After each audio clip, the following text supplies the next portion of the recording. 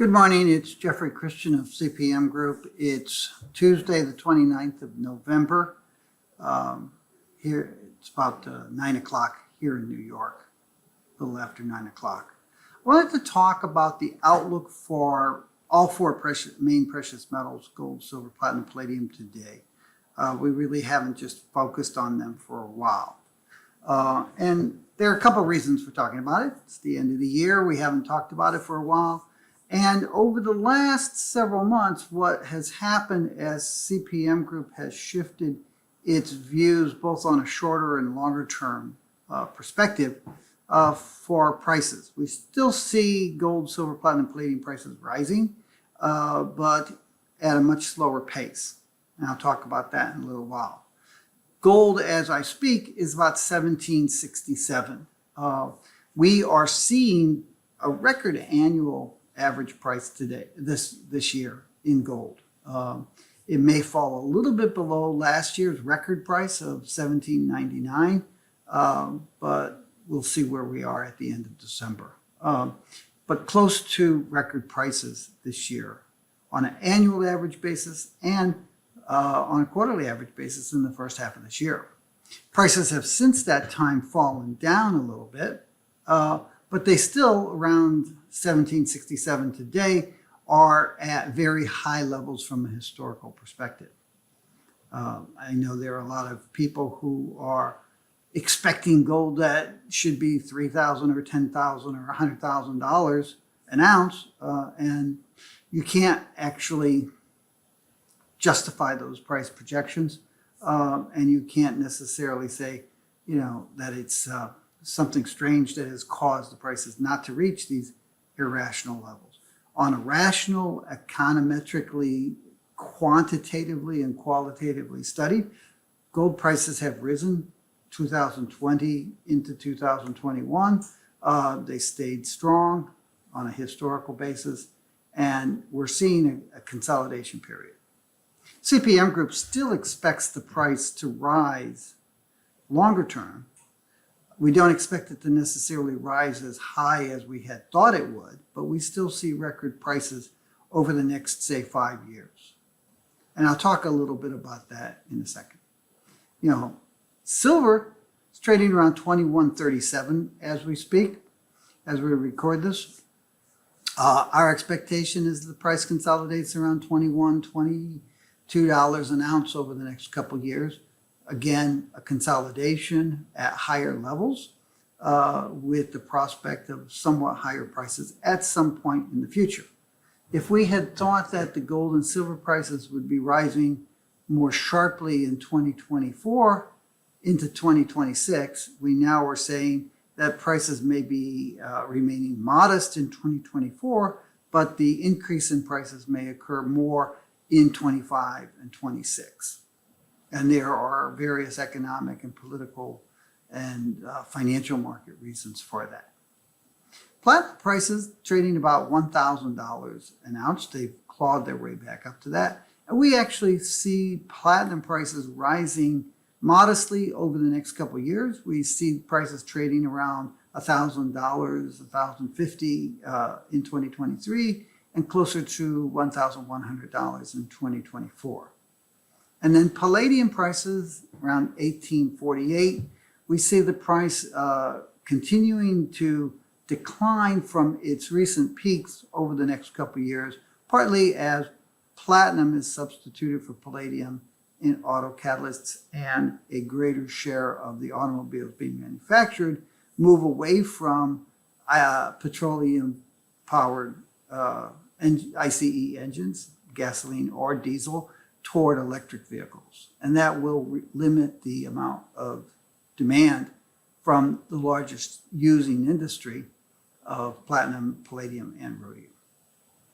Now, we have lowered our short and long-term projections, and part of that reflects the reality of the fact that the prices are lower now than we had projected they would be a year ago.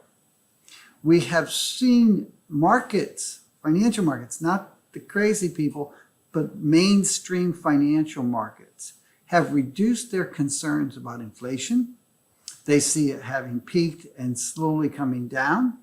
The consensus view is that by the end of 2023, inflation may be 4 or 5% in the United States, CPI. Interest rates have risen. That has been a headwind for precious metals prices. They're going to continue to rise for at least the next month or two, but then they'll stay high, and they're expected to plateau through most of 2023. Recession. We saw a very short, shallow recession in the first 2 months, the first 2 quarters of 2022.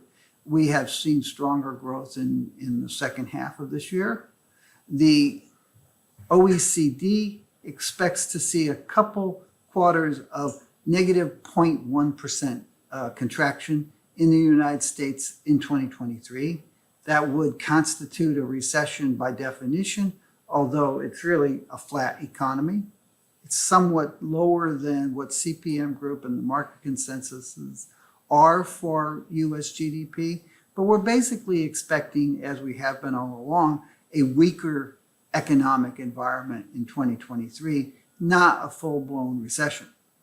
We do think that a full-blown recession is possible and probable, but again, it's in that 2024 to 2026 timeframe, not in 2023. And then both domestic and international political issues and tensions are seen as having been reduced. So the financial markets have looked at the world, and all of those things that were causing them concern, they are still present, but they're less concerned about the immediate impacts on them. None of these economic and political issues have been resolved.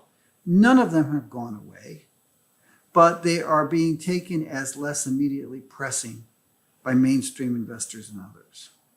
So there's still a lot of things there, and I won't run through the litany other than to list it. Economic growth, recession, inflation, currency market volatility. I'll talk about the dollar in a little bit because I want to run through some things. And interest rates. Then there's the political issues. There's a reduction in international cooperation among countries. That's going to continue. We have the war, Russia's invasion of Ukraine to deal with. Vladimir Putin on Saturday said Russia has had to live under other people's rules for decades, but now we'll live under our own rules. That's probably not going to happen.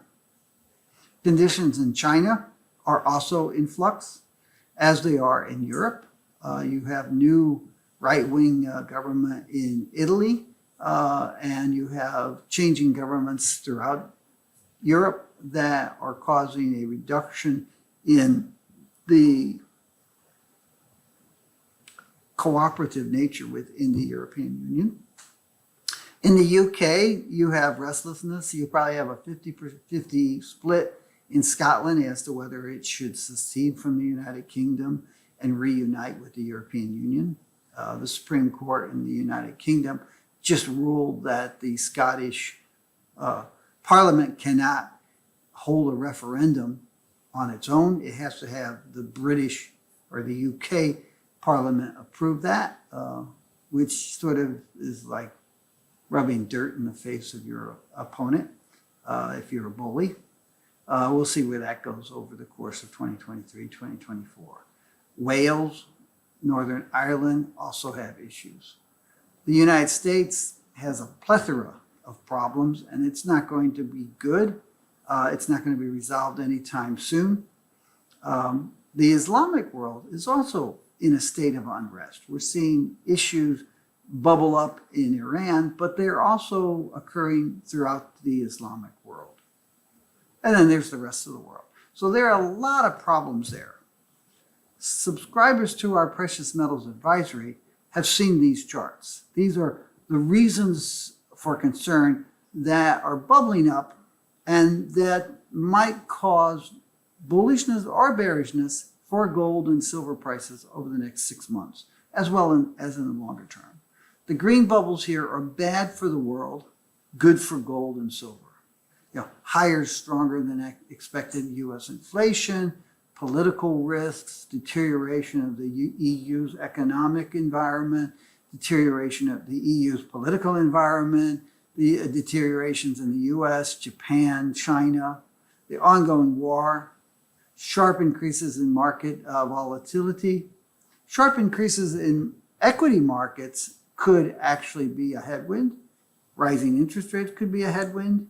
There are a number of factors there, but they're all sort of up in this upper right-hand corner where they have a high impact and a high probability of continuing to stimulate investment demand for gold over the next 6 months. And then there are longer-term issues, and the short-term and long-term issues are there. And quite frankly, we broke these out because that other chart is too crowded to really look at.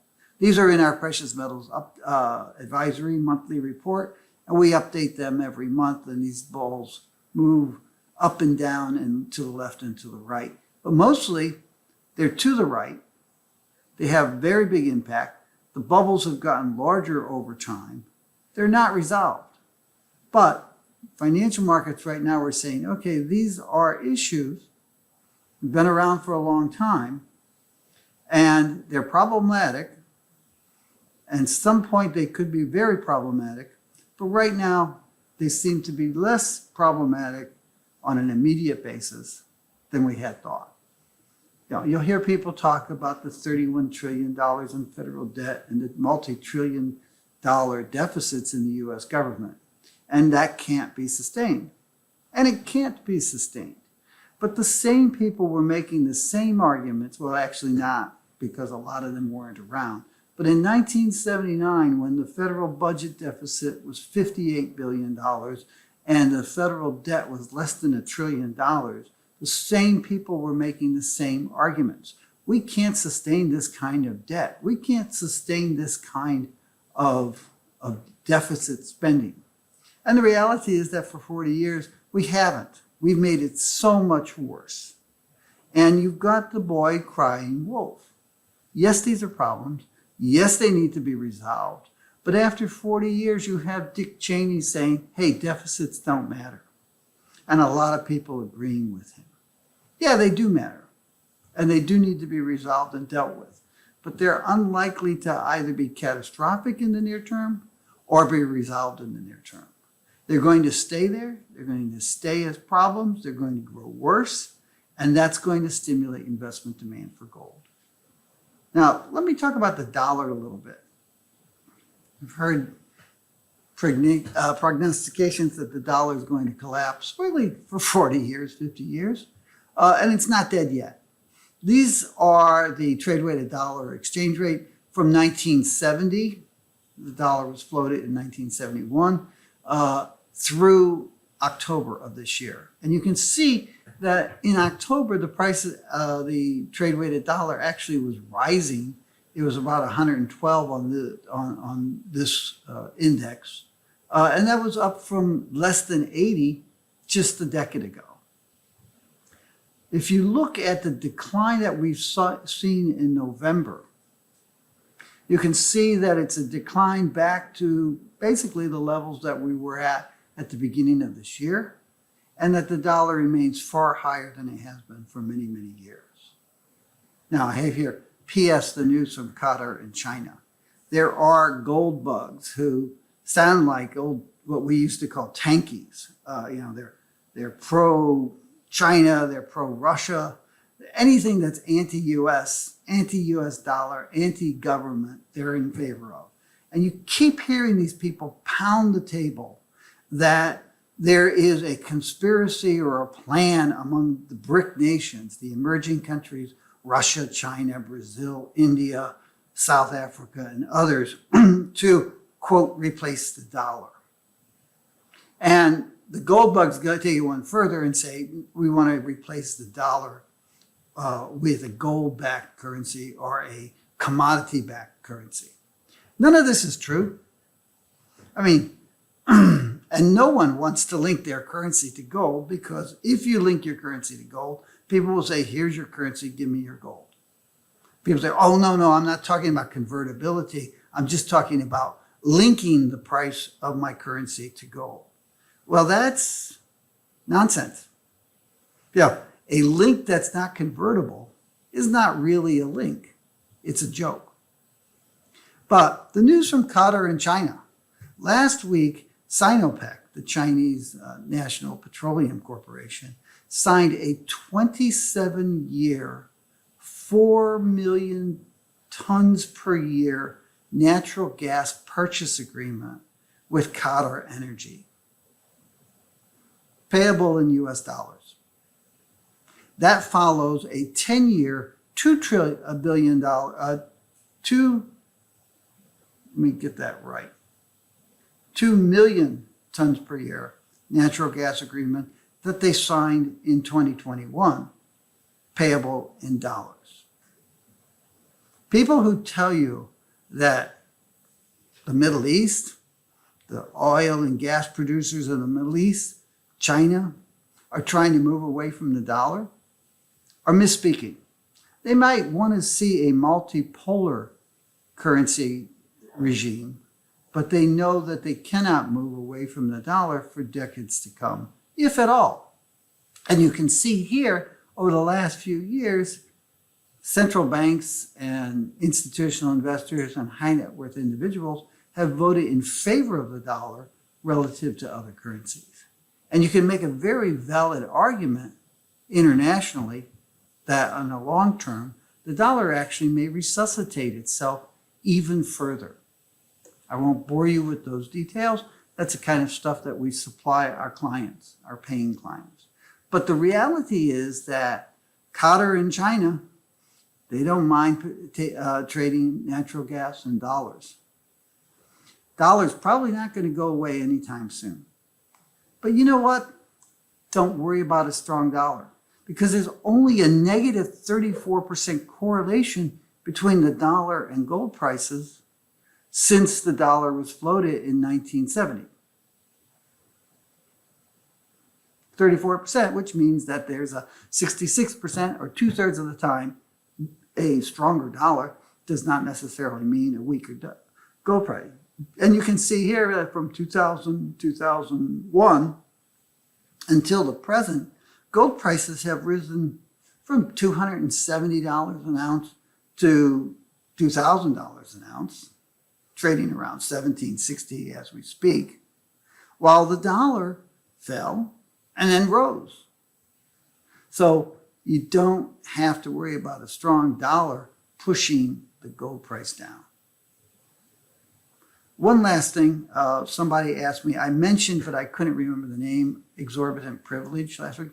This is a book by Barry Eichengreen. It is an excellent book that talks about the international currency regime from Bretton Woods to the present and into the future.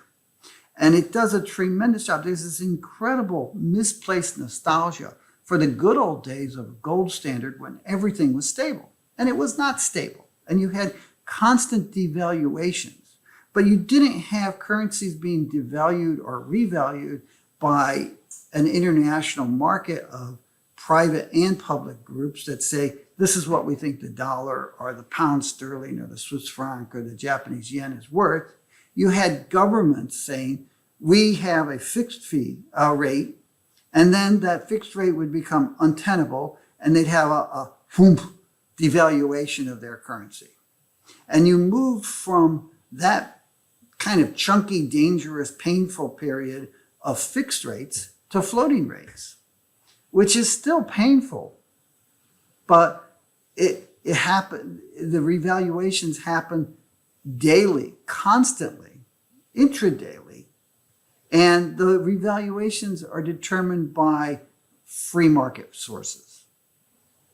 Barry does a great job talking about the 50s, the 60s, the 70s, and the 80s, 90s, and aughties. And then he has two scenarios going forward. It's a very good book, excellent end of the year reading.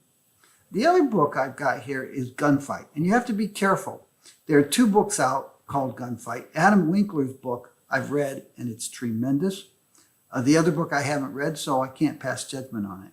But Gunfight is a great book because it's a dispassionate, unbiased view of gun and gun regulations in the United States, really throughout our history.